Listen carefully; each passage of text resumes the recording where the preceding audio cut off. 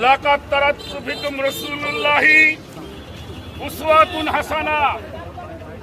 আমার আল্লাহ তাআলা বলেছেন, যদি তুমি সুন্দর মানুষ হতে চাও তাহলে আমার রাসূলকে অনুসরণ করো।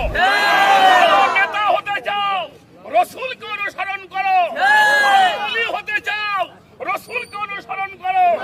ভালো স্বামী হতে চাও রাসূলকে অনুসরণ করো। ভালো পীর হতে চাও রাসূলকে অনুসরণ করো। ভালো ওলি হতে চাও রাসূলকে অনুসরণ করো। ভালো বাদশা হতে চাও রাসূলকে অনুসরণ করো।